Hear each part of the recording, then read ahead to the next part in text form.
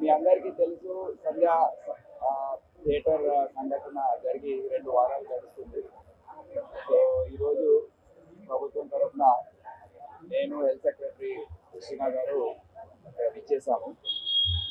ఒక 2 వారాల నుండి కిమ్స్ హాస్పిటల్లో ట్రీట్మెంట్లో ఉన్న 9 సంవత్సరాల బాబు శ్రీ తేజ్ మన ఆరోగ్య పరిస్థితి ఏంటి, ఇంకా ముందు వచ్చే రోజుల్లో దాని గురించి ఏమేమి చర్యలు తీసుకోవాలో గురించి డాక్టర్స్ని అడిగి తెలుసుకున్నాము.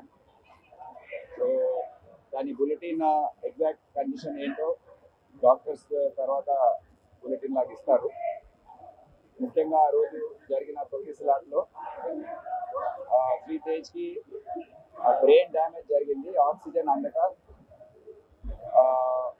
హైపోక్సియా బ్రెయిన్ డ్యామేజ్ అంటారు, అది జరిగింది. సో దాని నుండి రికవరీ కావడానికి సమయం పడుతుందని డాక్టర్స్ తెలియజేయడం జరిగింది. ఇప్పుడే ఆక్సిజన్ సపోర్ట్, వెంటిలేటర్ సపోర్ట్తో ఇప్పుడు ట్రీట్మెంట్ ఇదంతా చేస్తూ ఉన్నారు. ఈ ట్రీట్మెంట్ కొద్దిగా సుదీర్ఘంగా సాగే అవకాశం ఉంది. టెక్నికల్ ఆస్పెక్ట్స్ ఏవైతే ఉన్నాయో అవి తొందరలో డాక్టర్స్ టీమ్ ఒకటి రివ్యూ చేసి ఒక బులెటిన్ లాగా వాళ్ళు ఇష్యూ చేస్తారు.